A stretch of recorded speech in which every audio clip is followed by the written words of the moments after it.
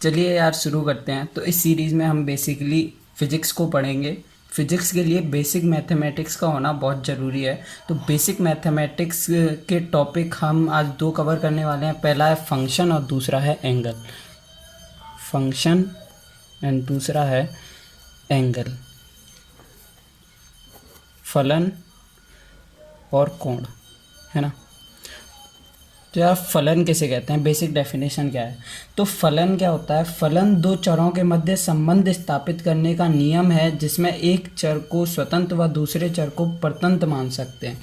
यानी कि मान के चलो y बराबर एफ एक्स है, ये फलन का नोटेशन होता है। तो इसमें x जो होता है वो स्वतंत्र होता है और y जो होता है वो परतंत्र होता है। यानी कि अगर x को हम बढ़ाते हैं या घटाते हैं तो हम कह सकते हैं कि y बढ़ेगा या घटेगा। तो यार फलन में बहुतों को डाउट होता है, तो फलन चेक करने का तरीका क्या होता है। तो यार फलन में क्या होता है कि अगर आप x की वैल्यू में कोई इनपुट देते हो तो y जो आना चाहिए उसकी एक ही वैल्यू आनी चाहिए। यानी x की वैल्यू कोई दी तो y की केवल एक ही वैल्यू प्राप्त होनी चाहिए। जैसे फॉर एग्ज़ाम्पल अगर मान के चलो y स्क्वायर बराबर 4x है, तो इसमें अगर पूछा जाए क्या y x का फलन है तो हम कहेंगे नहीं, क्योंकि अगर हम x की वैल्यू यहाँ पे 4 रखते हैं तो y स्क्वायर बराबर 4 चौक 16 हो गया और y बराबर क्या आता है प्लस माइनस रूट 16, यानी कि प्लस माइनस 4। तो यहाँ पे y की कितनी वैल्यू प्राप्त हो रही है 2, x की एक वैल्यू पे। तो ये फलन नहीं है। फलन कब होगा जब एक ही वैल्यू हो। जैसे y बराबर अगर अंडर रूट 4x है तो ये पॉजिटिव है। x बराबर अगर 4 रखोगे तो y बराबर निश्चित रूप से पॉजिटिव आएगा जो कि 4 होगा, है ना। तो ये फलन है माना कि, है ना, फंक्शन f ऑफ x। तो ये फलन है ना। तो यहाँ पर हम इनपुट में x देते हैं और आउटपुट में हमें y प्राप्त होता है। अब यहाँ पे दो चीज़ें आती हैं, एक तो होती है प्रांत, एक होता है परिसर, है ना। तो प्रांत जो x के रखे जाने वाले मान है, जो मान हम रख सकते हैं। जैसे फॉर एग्जांपल y बराबर अगर हम रूट x का लें तो रूट में कोई भी वैल्यू होती है वो पॉजिटिव होती है, यानी x ग्रेटर देन 0 होना चाहिए, ग्रेटर देन इक्वल टू 0। तो ये इसका क्या हो गया प्रांत।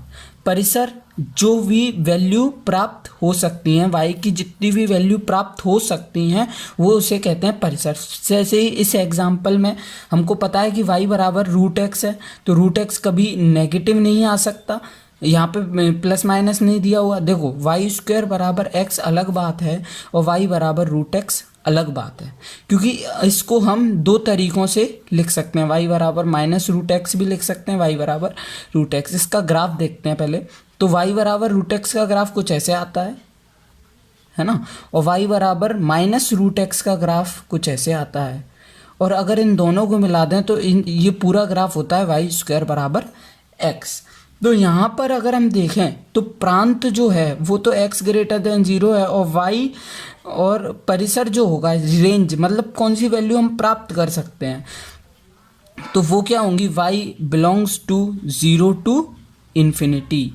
0 भी प्राप्त हो सकता है और इन्फिनिटी तक जाएगा, लेकिन माइनस की वैल्यूज़ प्राप्त नहीं हो सकती इसके फलन के लिए। और x की वैल्यू कहाँ से कहाँ तक है 0 टू इन्फिनिटी। अब इस ब्रैकेट का मतलब होता है कि 0 भी इंक्लूड है इसमें, 0 भी सम्मिलित है। प्रांत को इंग्लिश में कहते हैं डोमेन और इसको कहते हैं रेंज, है ना। तो हमारा ये फलन वाली बातें हो गई। तो इसमें प्रांत परिसर मेन होता है। जैसे मान के चलो फॉर एग्जांपल आप पढ़ते हो क्षेत्रफल S बराबर क्या होता है पाई आर स्क्वायर। तो इसमें जो फलन है S जो है वो R का फलन है, यानी क्षेत्रफल R जैसे जैसे बढ़ाते जाएंगे वैसे हम कह सकते हैं कि S बढ़ता जाएगा। लेकिन अगर मान के चलो y स्क्वायर बराबर x है तो इसमें जब x बढ़ाओगे तो y बढ़ भी रहा है और घट भी रहा है, तो हम एस्टिमेट नहीं कर सकते। अगर हम एस्टिमेट कर सकते हैं तो वह फलन होगा। अब सेकंड बात आती है हमारे एंगल की।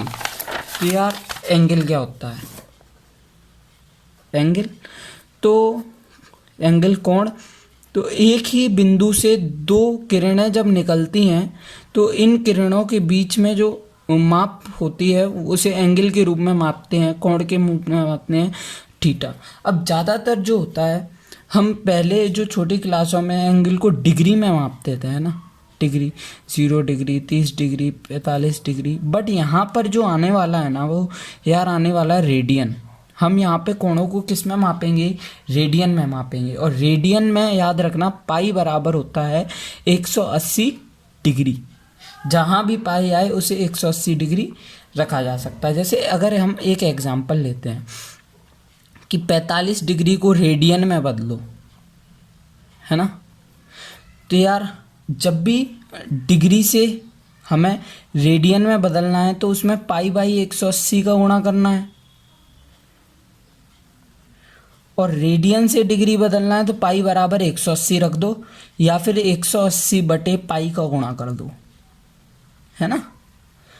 तो यार हमें पूछा है कि भैया 45 डिग्री को रेडियन में बदलो, तो हमें क्या करना है? कुछ नहीं करना, 45 इंटू पाई बाई 180 कर दिया। तो यहाँ पे जब हम इसे काटेंगे तो ये आ जाता है पाई बाई 4, है ना, ये 4 बार कट जाएगा। अब ऐसे ही अगर दूसरा एग्जांपल लेते हैं कि पाई बाई 2 को डिग्री में बदलो, तो पाई का मान 180 रख देंगे, तो 180 बटे 2 बराबर 90 डिग्री। अब सेकंड कॉन्सेप्ट आता है कि यार अगर मान के चलो ये वृत्त है ना, ये केंद्र है और ये जो एंगल है वो है थीटा, है ना, और ये क्या होगा? एल, और ये होगी रेडियस आर, है ना। तो यहाँ पर एक फॉर्मूला निकल के आता है, कोण बराबर चाप बटे त्रिज्या, है ना। अब इसमें एंगल जो होता है वो थीटा बराबर होता है चाप। चाप क्या होगा? एल बटे आर, त्रिज्या होगी। तो इसको हम कहते हैं चाप, इसको कहते हैं त्रिज्या, और ये होता है कोण। यहाँ पे एक इम्पॉर्टेंट बात ये है कि जो कोण होता है थीटा वो रेडियन में होता है ना। किस में होता है? रेडियन में। तो ठीक है।